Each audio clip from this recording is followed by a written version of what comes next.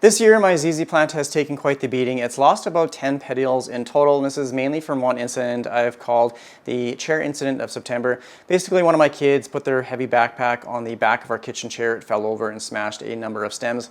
Now, although these petioles will regrow over time, it does take a long time. These are very slow growing plants, and honestly, I don't have the patience for that. So I'm looking to get a nice full bushy plant again, and I'm also in the process of downsizing my houseplants without actually downsizing them. So I'm going to be combining some other ZZ plants with this one. The two other varieties I have is the chameleon. This is the variegated ZZ. It's kind of got yellow variegation, but it looks like the new growth is already starting to revert just to a regular green. So I'll be definitely potting this one up, and then if there is room, I will be combining the Raven ZZ in that pot as well. From my experience, when you prune a petiole of a ZZ like this, these unsightly stumps will not regrow. I did do a little test experiment with this one here, so I did leave a couple of these leaflets right here just to see if it maybe sparks some new growth from one of these. I don't even know if they're nodes or not. The only time you should prune a ZZ plant is for propagation purposes, which I actually don't recommend because it takes a very, very long time.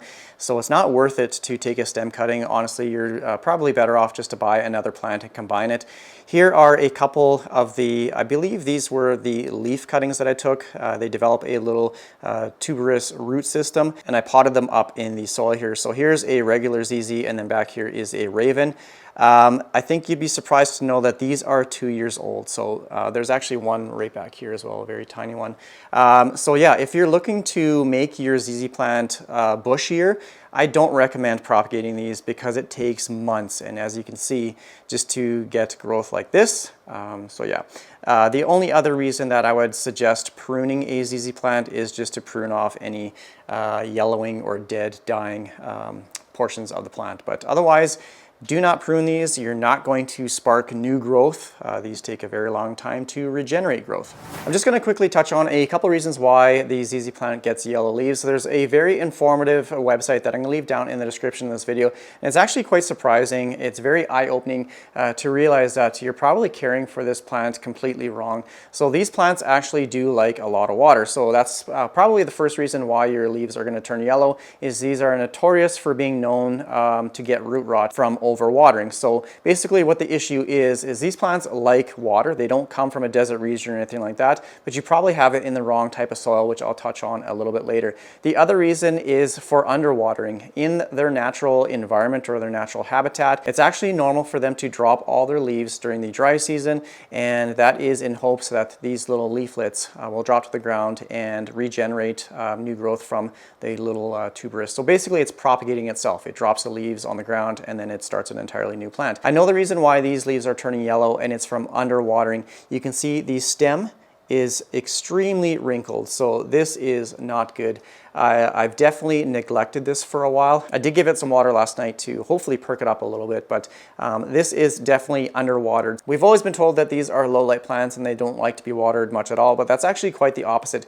These plants prefer a bright area, and in some cases, as long as they're acclimated to it, they can tolerate direct sunlight. Now for watering, they do in their natural habitat have a wet season and a dry season. That's why they're very good at, I guess, sustaining or just existing during very dry spells, but it doesn't mean that they prefer to be really, really dry. So I'm going to try and, like I said, put it in a different type of soil and water it a little bit more just so it can continue to grow these larger leaves. Like, look at this one. It's huge. I measured it earlier. It's about 3 feet. So I'm going to put it in a better type of soil, and I'm going to be watering it more. I don't want these stems to get wrinkles on it like this, but that is a good way to tell that your plant does need to be watered, is if you see these wrinkles on the stem, definitely give it a good thorough watering. So I did repot this about a year ago. It was in a smaller porcelain pot. So I'm just going to tip it on its side, and I do have it in this little dirt tray thing there. So I'm just going to use my knife just to kind of pry or loosen up the soil around the edge of the pot, just so I can pull it out in one, hopefully one piece, and then I can remove the soil and separate it. Okay, so it seems to be loose. There we go. Okay, so that was actually fairly easy. Definitely not root bound. So now I'm just going to, okay, here is one of the little tuberous rhizomes. It basically develops a little bit of a bulb at the end, and then it sprouts out some roots. So I'm not seeing any new growth on this. It just looks like a little potato.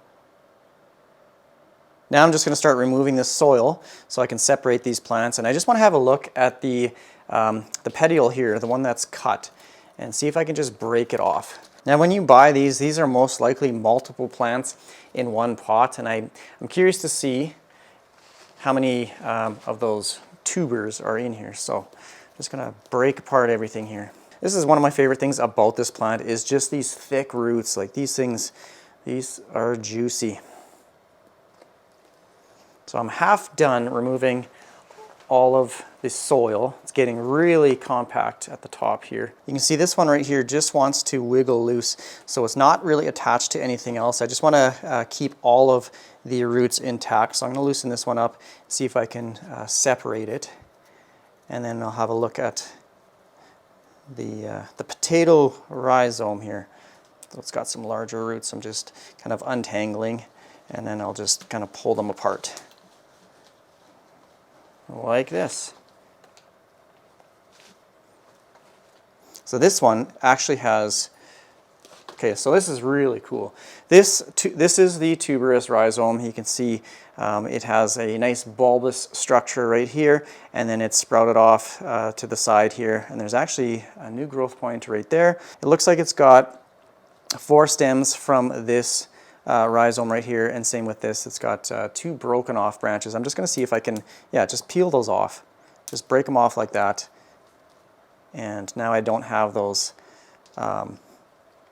unsightly looking stumps in the soil. So I'm going to leave this section intact like this. Just going to set it aside. But this is what the plant looks like underneath the soil. It's super cool. You can see as I wiggle it, only this section is moving, so I know that this piece right here is separate from this one right here. So just trying to untangle it like so. There, look at all these roots and everything on this one. And this one has quite a few, looks like 4 damaged stems. So I'm just going to take these off as well, just peel them back. And here's another example of a new growth point coming from the top of the tuber. Okay, I don't want to break these branches. This is quite a large one, so I'm just going to try and twist it. I don't want to snap these other stems off. So for this one, I'm just going to use my utility knife and just slice off the stem like that. Oh, cool. Look at inside the stem. It's got all these little round circles. I'm assuming these are for moisture and nutrient distribution throughout the stem. So super cool. I've never seen the inside of a stem, or I've never really paid attention to it before. But anyways, it's trash. You're not going to get a new plant from that one. And then, here's another broken stem. I'm just going to snap that off. So this is awesome. I'm finding this super interesting. So this large potato structure has 3 stems. I cut off like 4, so it should have been much thicker. And then looks like we got a couple more. So this one looks like it has 2 separate tubers or rhizomes on this one. See, it's a little bit wrinkled right here. So none of them are mushy. They're very firm. So it's a healthy plant, but I underwatered it for sure. And for the last one here, again, this one, same thing. It's just a couple separate plants. So it looks like it's about 4 or 5 separate plants. Whoops. Here's the large, like this stem is like 3 feet. Look how long it is. Look at these roots. And it's from a fairly small tuber, which is actually quite surprising. These are the newest leaves, and I have been giving it higher light. So it's definitely responded with giving me larger leaves on the new leaves with more light. And then here's the last little broken stem, and it's getting a new growth point right there. And then here's the one that I chopped the top, left a couple little leaflets on there. I'm going to move all these over. Now I'm going to do the same with the Chameleon ZZ. This one looks like it hasn't been watered in a while as well, but I'm not seeing any of the wrinkly stems. So I'm just going to squeeze the pot and tip it upside down. Soil is super dry, so that's not good. And it is in more of a bark type soil, a very fine bark, so I'm not even sure what type of soil it is. But so this one's just basically falling apart. Here's a pretty cool example, again, of another little tuberous rhizome with two little leaves, petioles, and then leaflets. So this one's going to be really easy to separate, so I'm just going to pull these apart.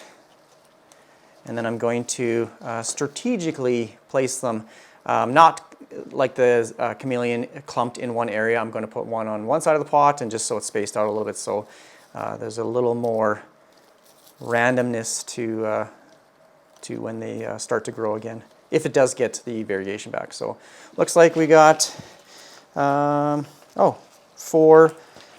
separate little chameleon ZZ plants. Now I'm going to do the same thing with this one. I'm going to take it out and look at the roots with this one here. So this one's a little bit tougher to get out just because it has a little bit of a lip on the pot here, or a little bit of an edge. So, and it feels like it's fairly root bound, so I might just have to tip it upside down. I don't want to break the pot. This is a nice pot. Okay, come on. There we go.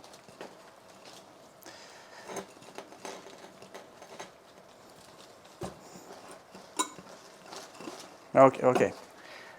Super root bound, so I'm glad I took it out of the pot. Looks like for the most part everything remained intact. Now I'm just going to try and separate these like so, and then I can just pot them all up in the same pot. I mixed up a new type of soil for this, and if I do sound muffled, I am wearing a mask just because I don't want to breathe in all the sand and perlite dust. I'm using a third sand, 1/3 orchid bark, and then the last third just a tropical plant soil. So this is, or hopefully, a well-draining mixture. On that one website, it does say that this plant grows naturally in kind of a sandy, well-draining type soil. So I'm going to try this. So now I'm just going to fill in a portion of the bottom of the pot. I just put a little rock in there. You can use a little plastic mesh screen if you need. So I'm just going to fill in the bottom like this, and you can see all the little dust particles. You definitely don't want to be breathing that in. Okay, so for right now, I just actually left the ZZ plant out of the pot here, because when I place all of them in the container, it's pretty snug. This is just a quick size up, so I've kind of just randomly placed them in like the chameleon and the regular ZZ in the pot here together, just something like that. And I do have a few of these small ones just off to the side, which I'll tuck in there as well. I don't think, well, it's pretty jam-packed in here. I don't think I'm going to be adding the Raven ZZ in there, so I'm just going to push all of these down below the soil line, making sure all these roots are covered, or will be covered, and that the rhizomes will be covered with soil as well. I may actually have some room down here, but I'm just going to place these cuttings in here first, and then we'll see if there's room for the ZZ. I doubt it. I'll place it back in its original pot or something similar. Maybe not the original pot, because that was a nightmare to get out. I might have to upsize it because it was root bound, and I just broke a leaf. Not a big deal. I can reposition these a little bit better once I get some soil in there, just to help solidify their placement. But otherwise, something like that. And I'm going to add all of these little ones, maybe right here, just to kind of fill in that area, something like that. Now it's just the process of adding in all the soil and getting it packed down so that these stems can remain upright. You can adjust them kind of as you go. And then you can either use a pencil to poke down the soil around the roots, or you can just kind of shimmy the pot a little bit just to kind of shake it down. So making sure that this guy's upright. There's a root out there, so pack that down. And I want this large stem to stay upright. So I'm going to pack a bit of soil on this side right here. And I do have those small little propagations from before that I have to place in there as well. So this one needs to be standing up. Pack that down.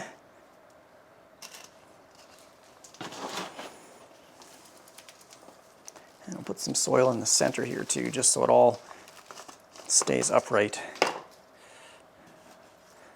Something like that. Get this guy. Need a little bit more soil on this side right here.